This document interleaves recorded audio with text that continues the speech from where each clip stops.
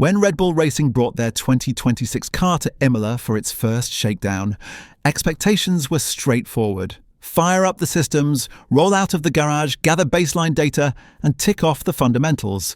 Instead, the car was briefly held in the garage due to a problem during the engine start procedure, forcing the team to delay its running and reassess elements of a power unit program that is now, for the first time, fully in Red Bull's hands in partnership with Ford.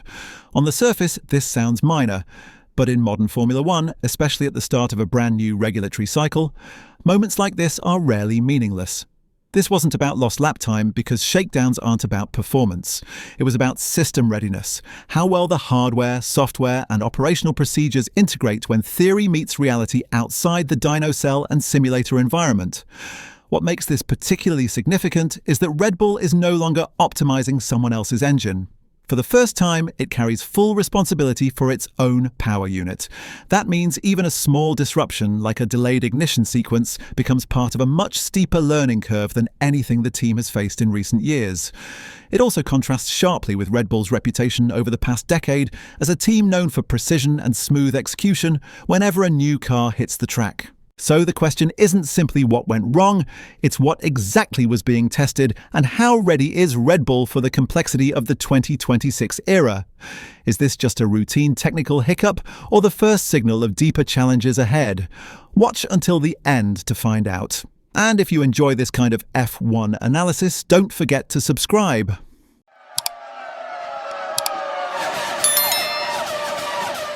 What followed at Imola was not dramatic in the visible sense. There was no stranded car and no obvious mechanical failure, just a longer than expected pause in the garage while engineers worked through a startup issue on Red Bull's first in-house power unit. But under demonstration event rules, where teams are limited to just 15 kilometers of running, even small delays matter. A shakedown normally focuses on system validation rather than performance work, and losing part of that narrow window shifts priorities from structured correlation runs to simply ensuring the car can complete its installation laps cleanly. Red Bull did not publicly detail the cause, but available information confirms the problem occurred during the initial ignition sequence, rather than during running on track. That distinction matters because it points away from durability under load and toward integration, calibration, or software sequencing issues. In modern Formula One, particularly with hybrid power units, startup is one of the most complex phases in the operating cycle, as multiple control systems, safety thresholds, and electrical components must align before the internal combustion engine can fire. This is where the wider significance lies. Red Bull is no longer running a customer power unit whose core architecture and software were developed elsewhere.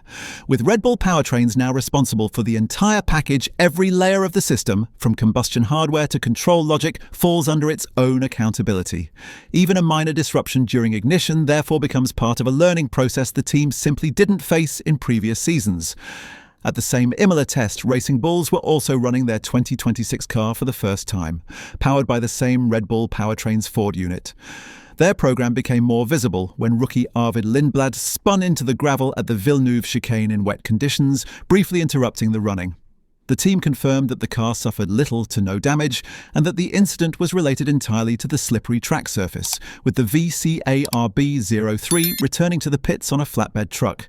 But the more revealing parallel between the two teams' days was not Lindblad's spin, but the shared reality of validating a brand new power unit in a brand new chassis under unfamiliar regulations.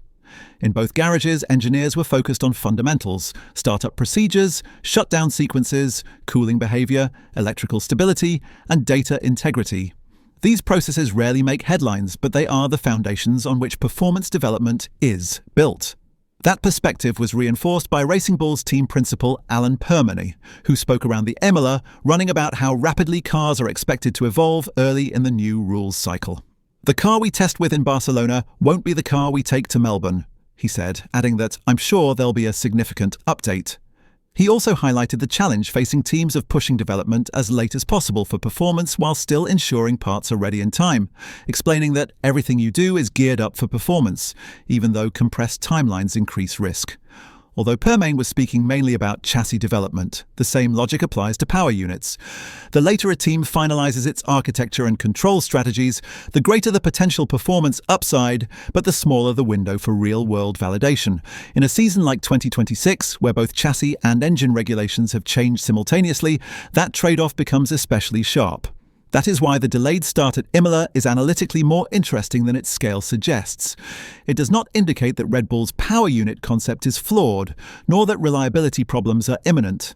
But it does highlight where the steepest learning curves usually emerge, at the intersection of software, electronics, mechanical systems, and operational procedures.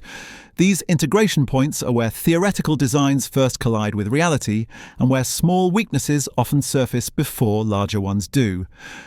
Red Bull's reputation for operational excellence makes this moment stand out. Over the past decade, the team has been known not just for fast cars, but for clean execution when new machinery first hits the track. That reputation was built in an era when engine partners carried the core responsibility for power unit development, even if Red Bull exerted significant influence over packaging and integration. Now, that structure has changed fundamentally. With Red Bull Powertrains and Ford, the team has taken ownership of the most complex subsystem on the car, and that inevitably alters the risk profile of early season running. It is also important to distinguish between different types of early-stage problems. A hardware failure under load suggests structural weaknesses requiring redesign. Cooling shortfalls imply packaging compromises. A startup issue, by contrast, most often points toward calibration, sequencing, or control logic, areas typically addressed through software updates rather than major hardware changes. That does not make them trivial. In a sport where power unit behavior is increasingly governed by software integration rather than purely mechanical output, these systems-level problems are just as critical to solve. In that sense, the Imola delay likely falls into the category of systems integration rather than fundamental mechanical failure. The fact that the car did eventually run, and that no further reliability issues were reported from the shakedown, supports that interpretation. But it still matters, because software reliability and procedural robustness now sit at the heart of competitive performance, especially under the 2026 regulations that place greater emphasis on electrical deployment and energy management. It is also worth remembering that dyno testing cannot perfectly replicate the complexity of a full car installation. Real-world running introduces vibration, airflow patterns, electrical interference, and operational workflows that are impossible to simulate fully. That is why first shakedowns often reveal issues invisible in laboratory conditions, not because engineers missed something obvious, but because reality introduces variables that models cannot capture. From that perspective, encountering a startup issue at Imola may have been not just inevitable, but useful. It exposed a weakness in the system at the earliest possible stage, when there is still time to respond without compromising race weekends. The true measure of the incident's importance will lie not in the delay itself, but in how effectively Red Bull responded to it. How quickly the cause was identified, how robust the fix proved to be, and whether similar issues resurfaced later in testing. What makes this particularly compelling is the broader regulatory context. The 2026 rules overhaul both aerodynamic philosophy and power unit architecture, introducing increased electrical deployment, revised energy recovery systems, and new fuel requirements. The resulting cars are fundamentally different machines with far more tightly coupled subsystems. In that environment, the margin for integration error shrinks and the cost of unresolved software or procedural weaknesses grows. Red Bull is not alone in facing these challenges. Audi, Cadillac, and other manufacturers entering or expanding their roles under the new rules are undergoing similar integration processes. But Red Bull's position is unique because it enters this phase as the sport's dominant force, rather than as a newcomer building credibility. That raises expectations and amplifies scrutiny. Every visible glitch, no matter how small, is interpreted through the lens of whether Red Bull can maintain its competitive edge in an entirely new technical era. Yet that framing risks missing how development cycles actually unfold. The teams that dominate at the end of a regulatory era are often those that endured the steepest learning curves at the beginning. Early friction forces engineers to confront weaknesses sooner, refine processes faster, and build more resilient systems. From that angle, the worst outcome for Red Bull would not have been a delayed start at Imola, but a flawless shakedown that concealed deeper integration issues until much later. That idea aligns with Permain's remarks about how late-stage development pushes performance but compresses validation windows. "The later you develop your car, the faster it will be," he said, but that strategy inevitably increases risk. The same tension exists in power unit development. Maximize performance potential or maximize validation time. In 2026, teams must attempt to do both simultaneously. The Imola startup issue sits squarely within that tension. It does not tell us that Red Bull's power unit is slow, unreliable, or fundamentally compromised, but it does show that integration challenges are real, that margins are thin, and that even the most operationally polished organizations cannot shortcut the realities of systems engineering under radically new regulations. It also reframes what rookie struggles look like in Formula One.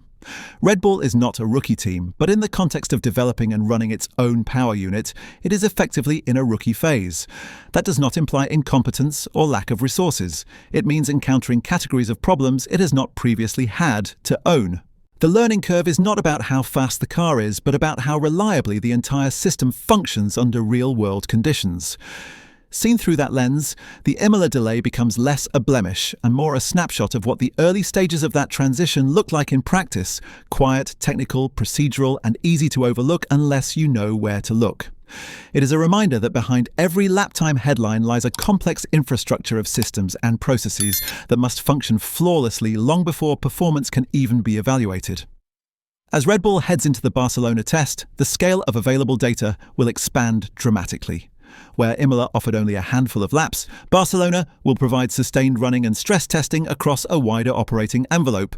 That is where integration issues either disappear into the background or begin to form patterns.